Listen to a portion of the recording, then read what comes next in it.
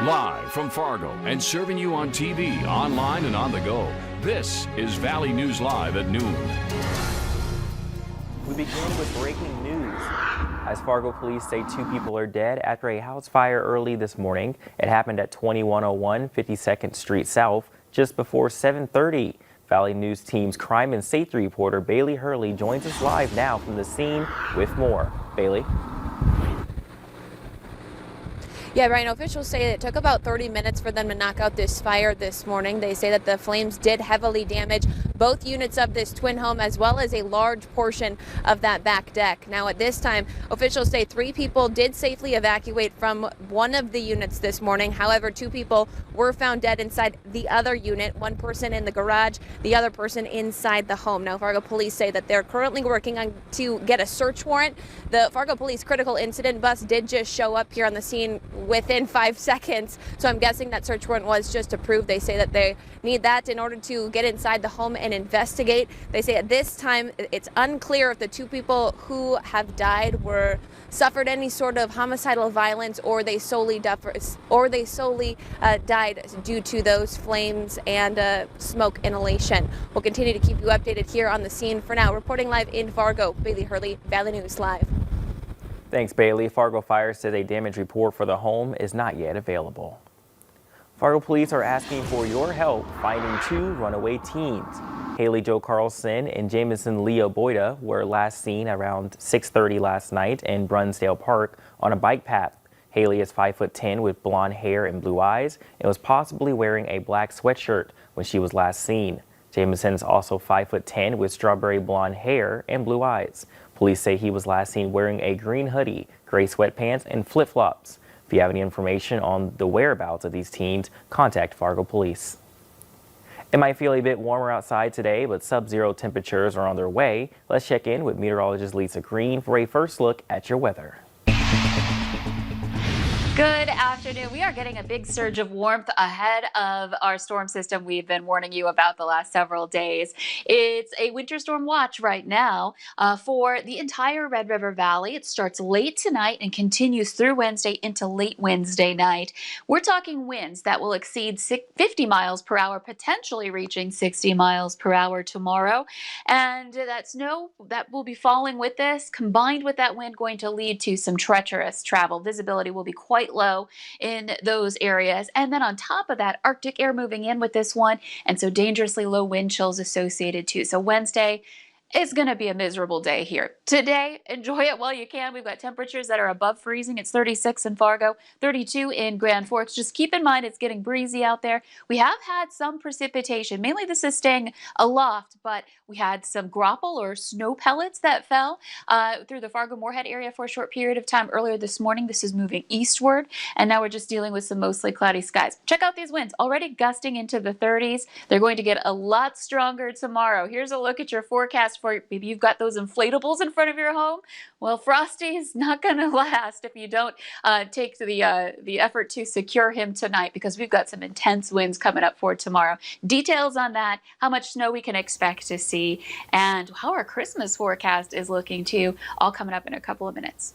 We have to definitely use our defensive driving and safety driving tips that we've always talked about. Tomorrow is definitely going to be one of those days, so we'll make sure to stay tuned with you to see exactly what to expect. Thanks again, Lisa. And new for you at noon, Fargo Public School students get to stay home tomorrow. FPS has canceled classes and extracurriculars on Wednesday due to the potential for whiteout conditions tomorrow morning.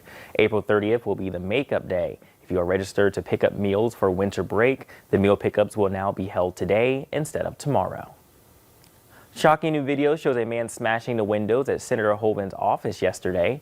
Fargo police responded to the senator's office around 9 in the morning to find a pile of broken glass on the ground.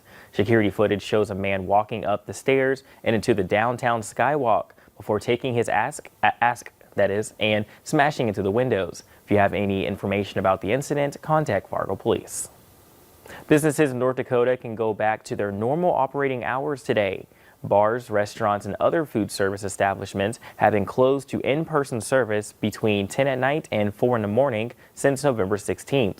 Governor Doug Burgum signed the amended executive order late last night, citing encouraging COVID numbers. Police in Frazee, Minnesota are asking for your help finding a driver involved in a hit and run. Police say it happened on Sunday evening around 5:45. The vehicle apparently ran off the road and hit an air conditioning unit before speeding off. Police are looking for a mid-2000s GMC Envoy or Chevy Trailblazer that is black or dark blue. It likely has a damaged front bumper. If you have any information on the vehicle or the driver, contact Frazee Police. The second COVID vaccine is arriving at healthcare facilities across the nation, and this afternoon, Governor Tim Walz will be getting us an update on the latest distribution plans in Minnesota. He'll be joined at an afternoon news conference by the state health commissioner and infectious disease director. Well, North Dakota, CVS Pharmacy will begin administering COVID-19 vaccines next week at long-term care facilities, where the death rate from COVID complications is among the worst in the country. A CVS spokeswoman says 41 centers in the state have the company as their provider for inoculations, but she is not naming the facilities because of privacy and security concerns. State statistics show 750 residents of long-term care facilities in North Dakota have died because of the virus. Checks will soon be in the mail. That's the word from the Treasury Secretary following congressional approval last night of the long-awaited second round of coronavirus economic aid. Skylar Henry has the latest from Washington. The Trump administration says pandemic relief checks will start arriving right after Christmas. People are going to see this money the beginning of next week. So it's very fast. The motion to concur is agreed to. Congress passed a nearly $900 billion COVID aid package late last night after months of fighting. $600 checks will go to individuals who make less than $75,000 a year, or couples making less than $150,000. There's also an additional $600 per child. Individuals who make more than $75,000 but less than $87,000 will receive reduced checks. For couples, the benefits completely phase out at $174,000. The White House says President Trump will sign the bill, but the massive documents must first be put on parchment paper and reviewed by administration lawyers. I personally think it's long past due. Millions of Americans have been waiting for some type of relief for a long time. While many people are welcoming the help, some feel it's too little, too late. This has been so mishandled. We have no idea when it's going to end. And so these Band-Aids and these little stopgaps are not acceptable. Lawmakers admit both sides had to make compromises. Democrats and President-elect Joe Biden say they will propose a new round of relief in January. Skylar Henry, CBS News, Washington. Well, coming up at noon, we'll have some tips to combat seasonal depression as experts warn even more of us may be affected this year. And whether today will feel a whole lot better than tomorrow. Meteorologist Lisa Green takes a look at your forecast.